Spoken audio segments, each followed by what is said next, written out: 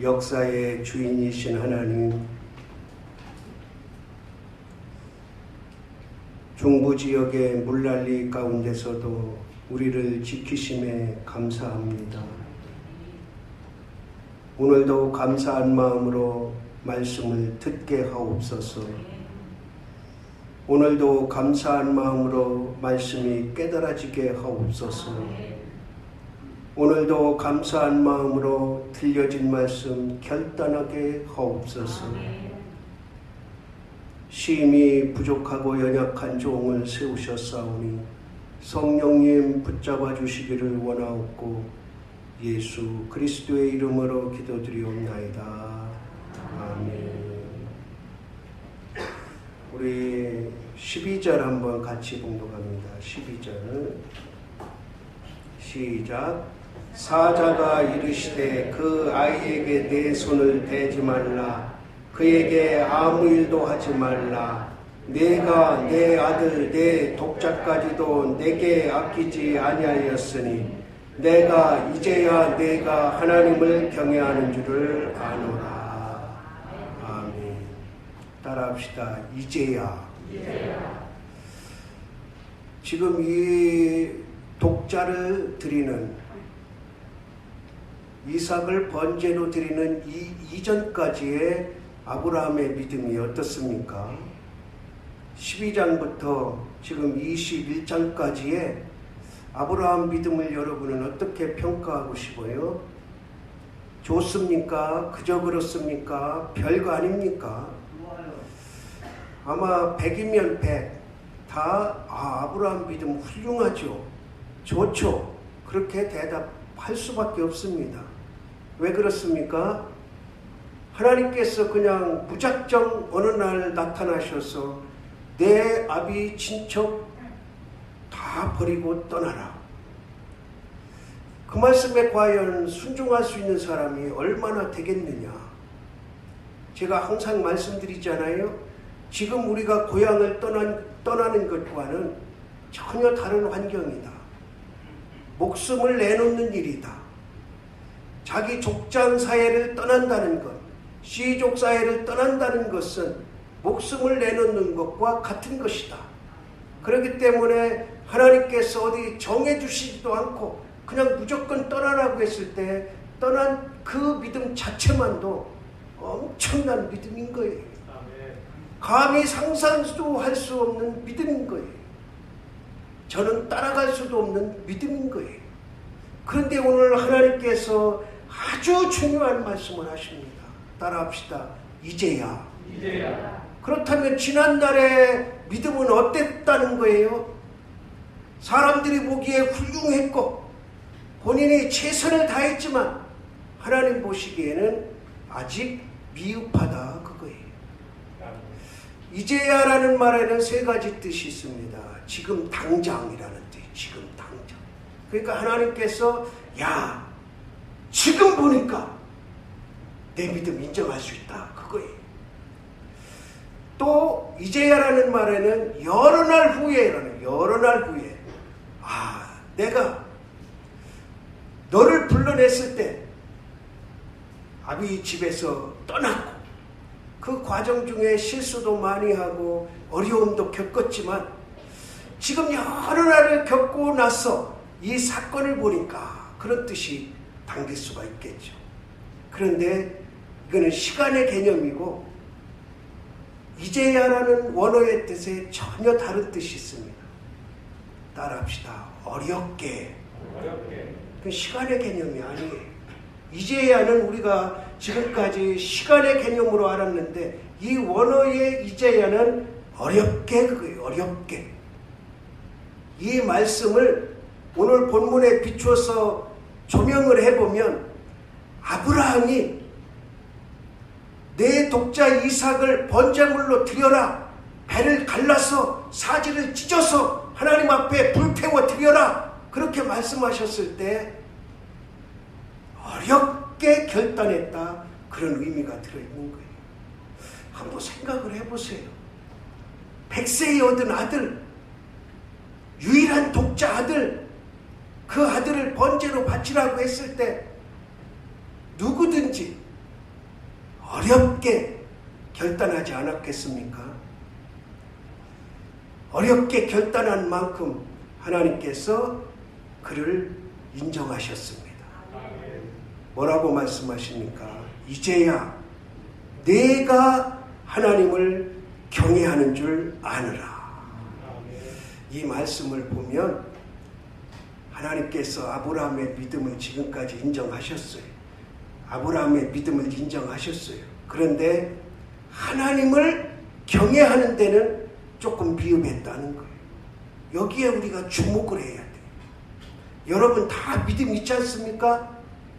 여러분 다 믿음 있지 않습니까? 믿음이 있으니까 오늘 이 자리에 나온 거 아닙니까? 믿음이 있으니까 헌금 생활하고, 믿음이 있으니까 봉사 생활하고, 믿음이 있으니까 헌신하고, 믿음이 있으니까 섬기는 거 아닙니까? 다 믿음이 있어요. 그런데 하나님을 경외하느냐 물었을 때는 대답이 달라질 수 있어요. 아, 나 믿음 있습니다. 믿음 있으니까 오늘 주일을 세상에 버리지 아니하고 하나님 전에 나왔지 않습니까? 대답할 수 있잖아요. 또 당당하게 대답하기를 원합니다. 누가 당신 믿음 있습니까? 그러면 당당하게 예, 믿음 있습니다. 대답하길 원합니다. 그런 믿음 생활이 돼야 되죠. 믿음 있습니까? 그러면 믿음이 있는지 없는지 글쎄요. 한번 판단해 주세요.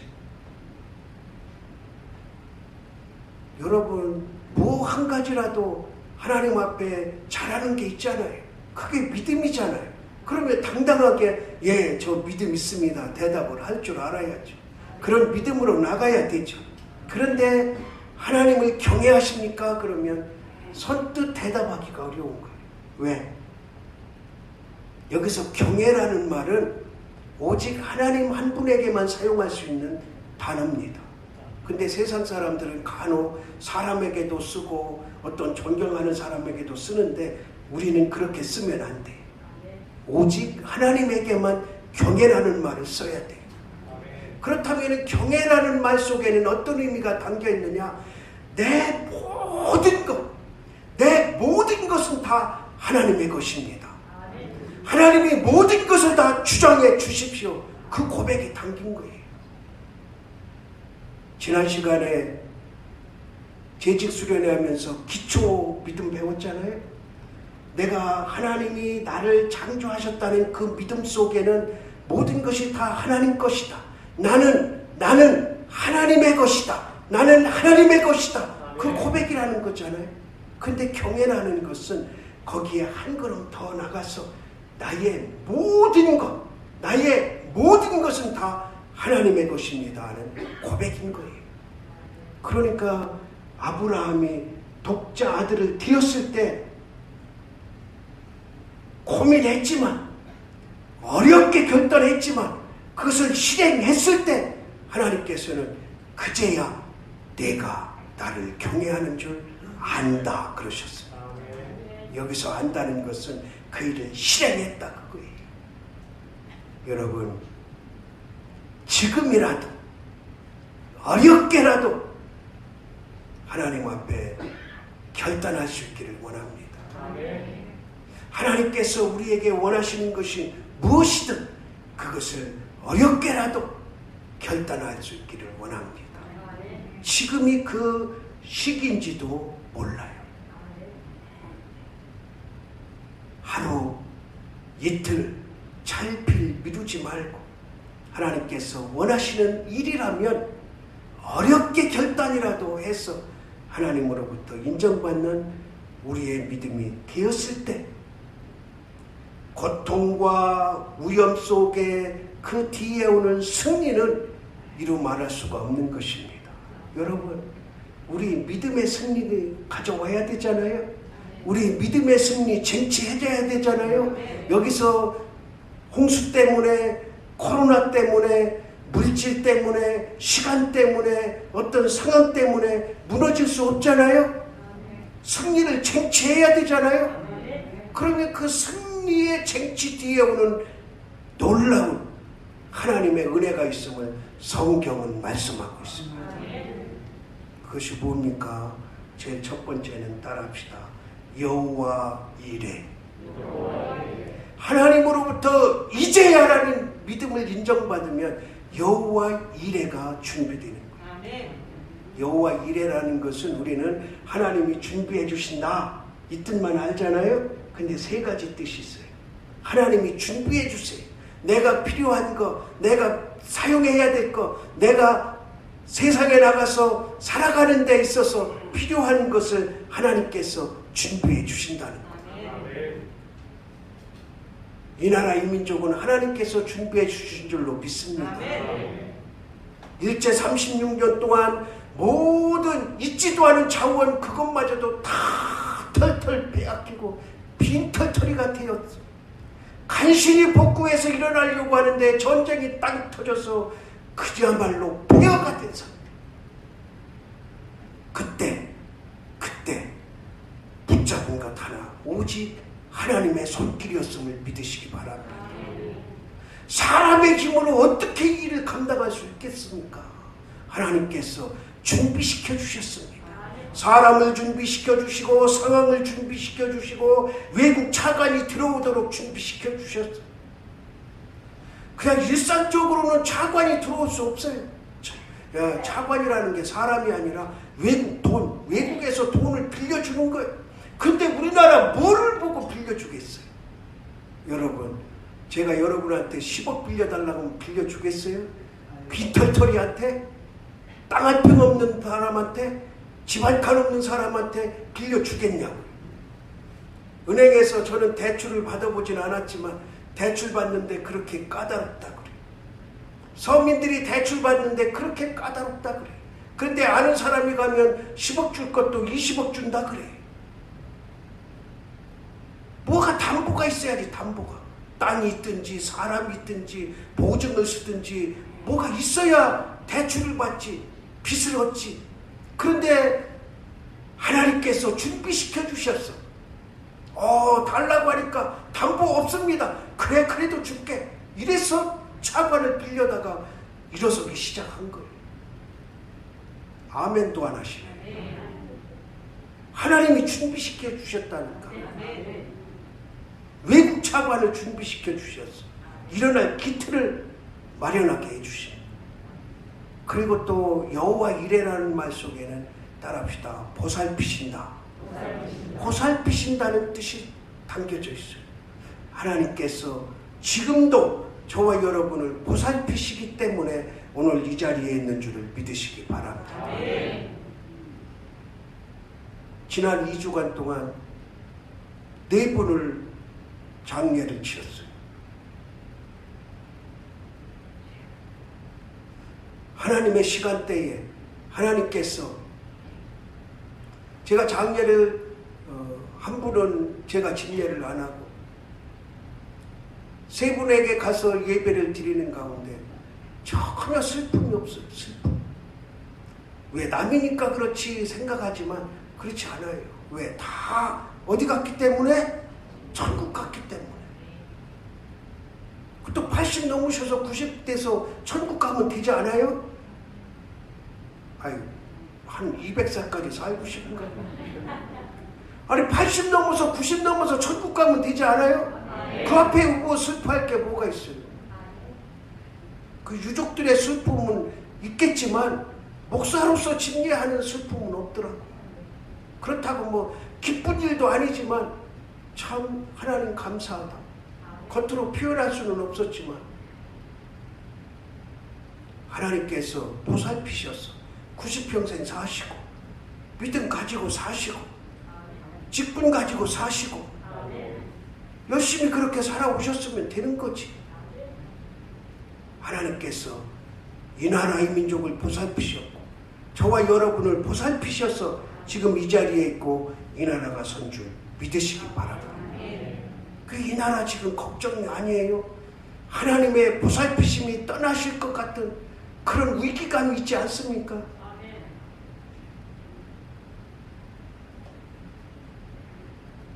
대통령실 안에 샤머니즘에 찌들어 있는 여자가 들어앉아서 우리가 기도해야 돼요. 기도해요. 그 여자 물러가게 해주고 그 대통령 물러가게 해달라고 기도하는 게 아니라 제발 좀 샤머니즘에 이 나라가 움직이지 않도록 기도해야 됩니다.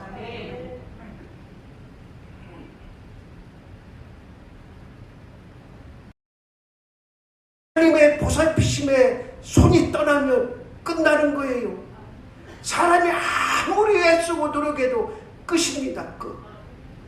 가정도 마찬가지고 이 나라 이민족도 마찬가지고 우리 개인도 마찬가지고 하나님의 보살피심을 간구해야 될 줄로 믿습니다. 그 다음에 어떤 뜻이 있느냐? 보여주신다는 뜻이죠. 보여주신다. 아브라함이 칼을 들어서 배를 가르려고 할 때 하나님께서 아브라함을 부르십니다. 절대 손을 대지 말아라. 그리고 나서 뒤를 돌아보니까 하나님께서 뭐를 보여주셨어요? 번제물을 보여주셨어요. 순양을 보여주셨어요. 눈으로 보여주셨다. 저기 산에 가서 쫓아다녀서 잡아라 그런 게 아니라 숯불에 걸려있는 순양을 보여주셨다. 보여주셨다. 여러분, 보는 믿음이 있기를 원합니다. 보여지는 믿음으로 나가기를 원합니다. 봐야 돼요. 영안이 떠져서 봐야 돼요. 영안이 떠지지 않으면 다른 사람 기적의 삶을 봐야 돼요. 나도 그런 삶으로 살아나가야 되겠다. 하나님이 보여주시는 것을 볼 수 있기를 원합니다. 그게 복인 거예요. 복인 거예요. 하나님께서 길을 열어주시는데도 그걸 보지 못하고 흠통물로 가고 가시밭길로 가고 돌짝밭길로 가는 우리의 어리석음이 얼마나 많으냐는 거예요. 하나님은 탄탄대로를 열어놓고 우리를 그 길로 가시기를 보여주시는데 우리가 그 길을 보지 못하고 많은 사람들이 이 길로 가네.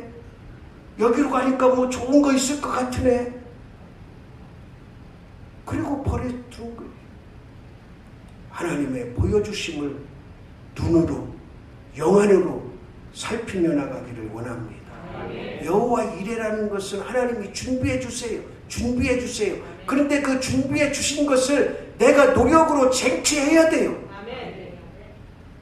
하나님이 숯불에 걸린 순양을 보여주셨잖아요. 그러면은 그 양이 와서 번제단에 올라갑니까? 안 올라가잖아요. 내가 그 순양을 가서 잡아야 되잖아요. 여기서 순양이라는 의미는 결코 쉬운 제물이 아니라는 거예요. 지금 여기에 누가 있습니까? 사람들이 많이 있는 게 아니에요. 아브라함하고 이삭 단 둘이 있어요. 지금 이삭은 그런 거를 할 정황이 없어요. 자기 아버지가 자기 배에다가 칼을 달려고 하는데 아이고 순양 가서 대신해야 되겠다. 그럴 정황이 있겠습니까? 누구 혼자 해야 돼요? 아브라함 혼자 해야 돼요. 순양은 자기가 끌어다가 가죽을 벗기고 배를 가르고 사지를 뜨고 번제단에 놓고 나무를 떼고 그리고 불을 태워 드려야 돼요. 하나님이 보여주신 길 누가 걸어가야 돼요? 내가 걸어가야 돼요.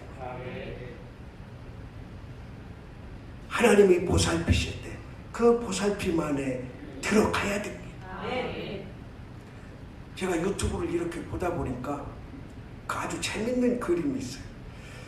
암탉이 이제 앉는다 그래요. 당진 사투리는 앉는다. 이제 알을 품을 시기가 되면 꾹꾹꾹꾹 하고 하루 종일 딱 한 번만 내려와서 밥 먹고 물 먹고 이제 그러거든요. 20일 동안 품어야 되는데 적당한 알 개수가 보통 이제 10개에서 15개 정도. 암탉 한 마리가 품을 수 있는. 그런데 어떤 사람이 이제 장난하느라고 그랬는지 그 안에다가 세 판을 갖다 놓은 거예요. 계란을. 그러니까 이 닭이 처음에는 이제 10개 정도 갖다 놨다가 잘 품다가 모이 먹으러 내려간 사이에 거기다가 이제 막 한 7, 80개를 갖다 놓은 거예요. 그러니까 닭이 들어보더니 정신을 못 차려. 이걸 어떻게 해야 될지. 왜? 자기가 다 품을 수 없거든. 하나님은 우리를 다 품으실 수 있지만 아멘입니까? 아멘. 하나님은 우리를 다 품으시지만 아멘. 그런데 어떤 때는 내가 나 하나님 품 필요 없어. 나 하나님 품이 안전하지 않아. 나 하나님 품보다 다른 데가 더 안전해. 그리고 삐져나가는 거죠. 그 암탉의 품 안에 있는 달걀만 부화가 되는데, 어떤 실수로 그 알이 하나 밖으로 삐져나갔다면 그는 속에서 어떻게 돼요? 골아 썩어. 우리의 믿음도 마찬가지. 하나님이 보살피실 때 그 보살핌 안에, 암탉이 날개 아래 병아리를 모음같이 모으실 때 그 안에 쏙 들어가 있어야 매한테도 보호받는데, 자기가 조금 한번 뭐 좀 안다고 저기 가볼까? 저기 가볼까? 저기 가볼까? 그러다가 그냥 매에 채이고 뱀에 물리고 짐승한테 잡혀가는 거죠. 우리의 믿음도 마찬가지입니다. 하나님이 우리를 품어주실 때 그 품에 있지 아니하면 누구의 밥이 되는 거예요? 사탄의 밥이 되는 거죠. 마귀의 밥이 되는 거죠. 그런데 그것도 모르고 그냥 좋다고 춤추며 살아가는 거예요. 우리는 여호와 이레를 체험해야 됩니다. 하나님이 준비해 주신 것, 그리고 그 보살피심에, 그리고 보여주시는 것에 눈을 뜨고 바라봐서 하나님의 품 안에, 고이고이 하나님의 품 안에만 있는 저와 여러분 돼야 됩니다. 그 다음에 두 번째로, 하나님으로부터 이제야 인정받으면 어떤 은혜가 있느냐? 따라합시다. 대적의 성문을 차지한다. 17절에 보니까 내가 내게 큰 복을 주고 내 씨가 크게 번성하여 하늘의 별과 같고 바닷가의 모래와 같게 하리니 내 씨가 그 대적의 성문을 차지하리라. 아멘. 지금 아브라함은 보잘것없어요. 그러나 앞으로 그 후손들이 모든 대적의 성문을 차지할 것이다. 아멘. 지금 아브라함이 여기까지 오는데도 많은 어려움이 있었습니다. 우물 때문에 싸우기도 하고 또 다른 땅 때문에 싸우기도 하고 갈등도 있고 많은 어려움. 우리가 겪고 있는 풍상을 아브라함이라고 안 겪은 게 아니고 다 겪었어요. 그런데 하나님께서 오늘 이렇게 약속하십니다. 이제는 내 씨가 대적의 성문을 차지할 것이다. 아멘. 보통 이스라엘에 48성읍이 있다 그래요. 48성읍.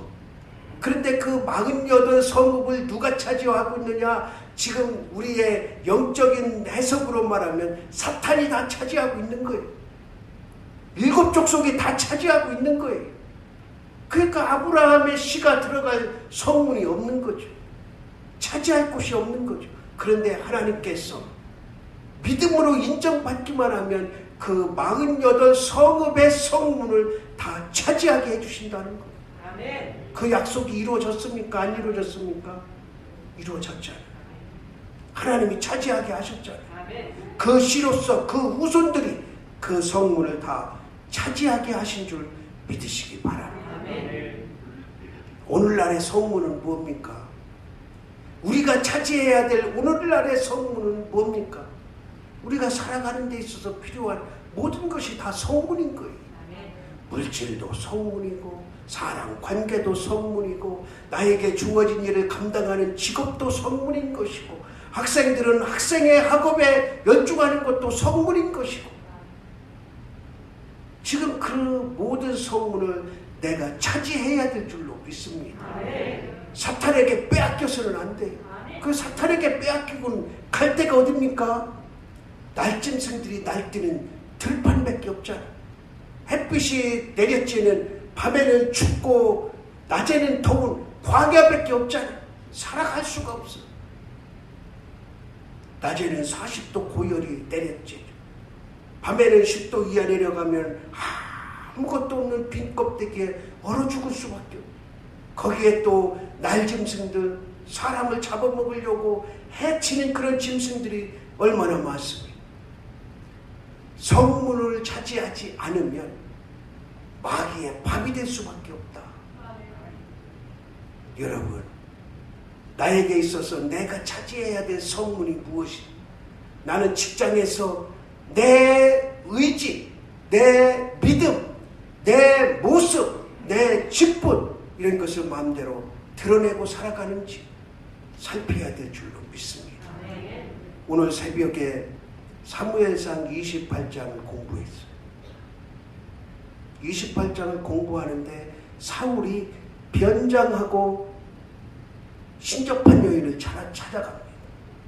여기서 변장했다는 게 중요한 거. 사울은 지금 왕이요, 한 나라의 왕인데 변장하고 그 보잘것없는 여자, 여러분이 여자가 보잘것없다는 게 아니에요. 이스라엘에서 완전히 다 쫓겨난 신접한 여자, 그 여자 찾아가는데 변장을 하고 갑니다. 아니 왕으로 당당하게 가야 되지 않아요?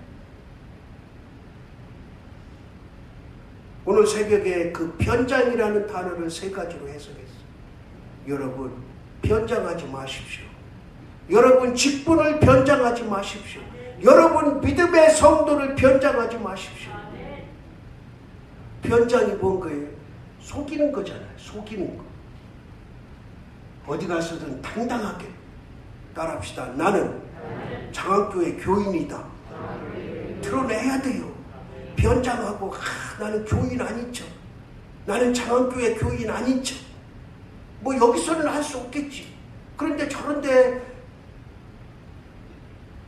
내가 장학교의 교인인 거를 모르는 데 가서 혹시 교회 다니십니까? 아이고 아니에요.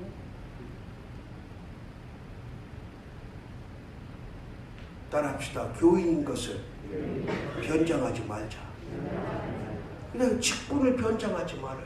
이게 참 우리가 약한 부분이잖아요. 어디 가서 목사라는 직분, 어디 가서 여러분이 받은 직분, 혹시 장로 되십니까? 아유, 아니. 그래도 거짓말을 할 수는 없으니까 그냥 아무 소리도 않고 앉아. 당당하게, 아유, 나 장학교의 장로야. 난 통합측 장로야. 이렇게 왜 못해? 우리 통합측은요, 장로 되는 게 다른 웬만한 군소교단, 목사 되는 것보다도 어려워요.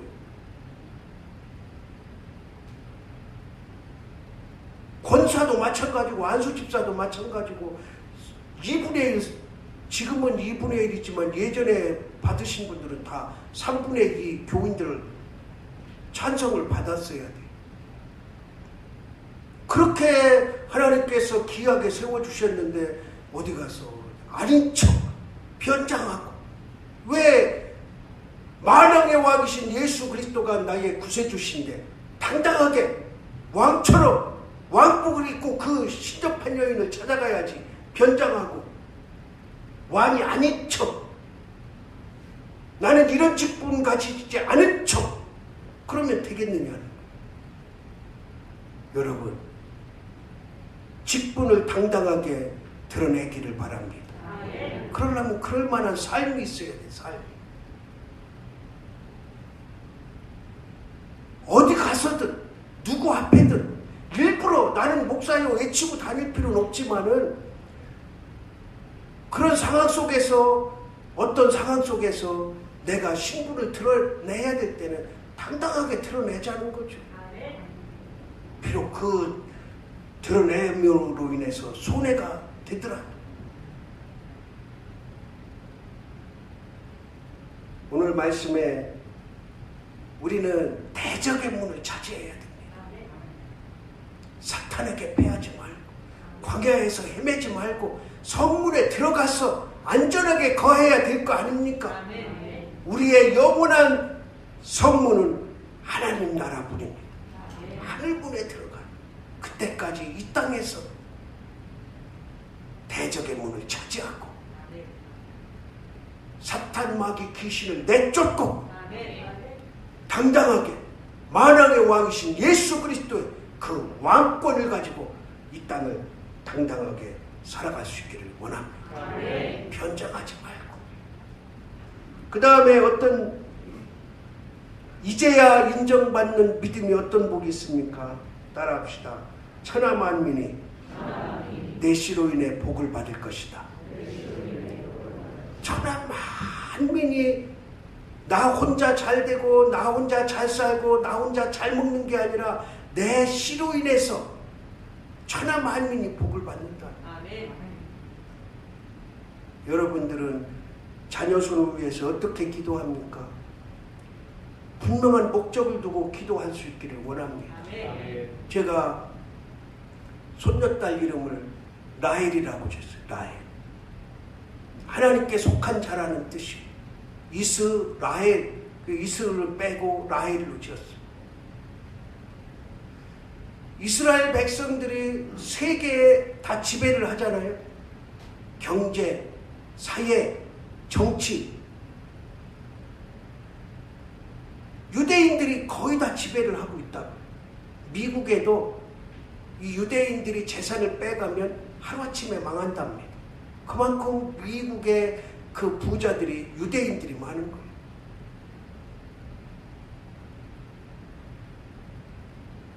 그 라헬이라고 지을 때, 이름을 지을 때, 그리고 나서 이제 처음 이제 산후조리원에서 퇴원한 날 이제 처음 만난 거죠. 처음 난지 보름만. 그래서 안고 기도하면서 그랬어요. 너는 앞으로 유엔에서 일해라. 왜? 너로 인해서 세계 평화가 이루어지길 원한다. 한 사람이 바로 서면 세계 평화가 이루어지는데 그 몫을 네가 담당해라. 그런 마음으로 라헬이라고 지었고 그렇게 기도했어. 그리고 나서 이제 기도 다 끝나고 그 사돈들을 가정하고 같이 모여서 그 설명을 했습니다. 라헬이라고 지은 이유. 그리고 나는 너가 유엔에서 일하기를 원한다. 그렇게 기도할 것이다. 그랬더니 다 좋아하더라고.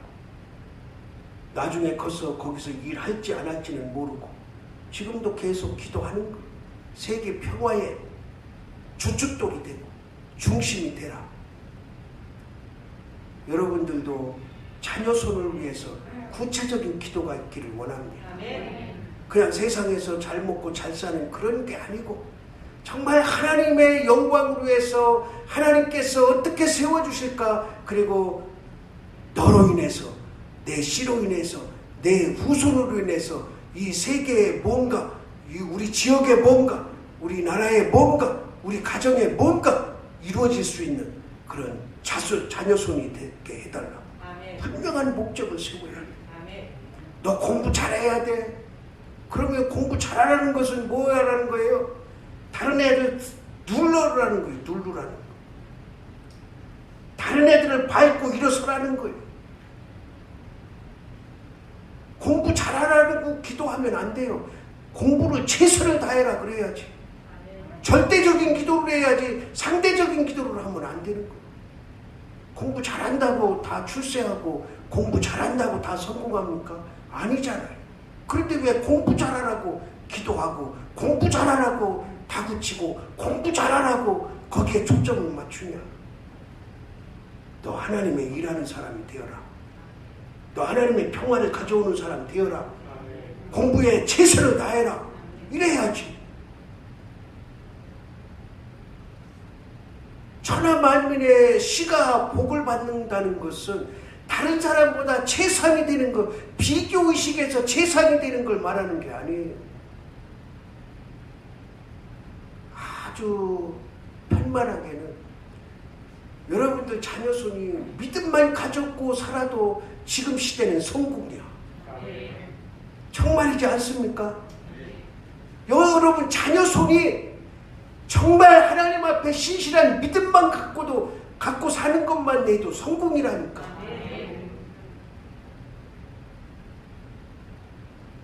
너무 큰데 바라지 말고 정말 하나님이 기뻐하실 일이 뭔지 내 씨가 어떻게 하나님께 영광 돌릴지 거기에 초점을 맞춰야 돼.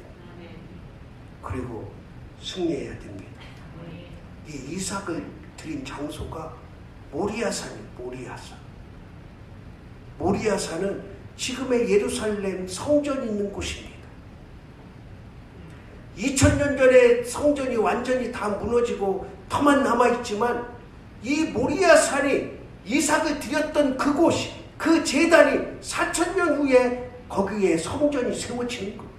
4000년이 아니라 3000년, 솔로몬에 의해서.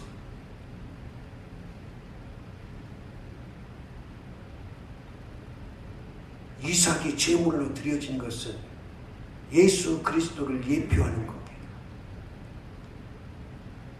이삭이 번제물로 드려졌어.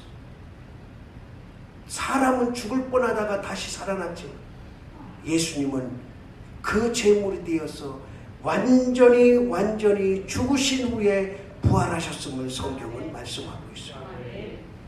왜 그랬습니까? 부활 때마다 설교하지만 우리에게 부활을 보여주시려고. 예수님이 부활하시는 것이 꼭 필요해서가 아니라 저와 여러분에게, 여러분도 예수 그리스도를 믿으면 마지막 날에 부활한다는 그 사실을 보여주시려고 예수님은 죽으셨다가 살아났고 이삭은 죽을 뻔하다가 살아난 거예요. 여러분, 지금 인생이 너무 힘들고 괴로워서 죽을 것 같습니까? 다시 살아나는 역사가 있기를 원합니다. 다시 살아나야 됩니다. 이 민족도 살아나야 되고, 교회도 살아나야 되고, 여러분 가정도 살아나야 되고, 우리의 믿음도 살아나야 됩니다. 지금 나라도 죽을 뻔한 지경으로 가고 있고, 교회도 죽을 뻔한 지경으로 가고 있고, 그러나 하나님이 인정하시면 다시 살아나는 역사가 있음을 믿으시기 바랍니다. 저와 여러분 모두 다시 살아나는 하나님의 여호와의 이레가 능력이 나타나는 믿음으로 나아가기를 주님의 이름으로 바랍니다. 기도드리겠습니다. 하나님,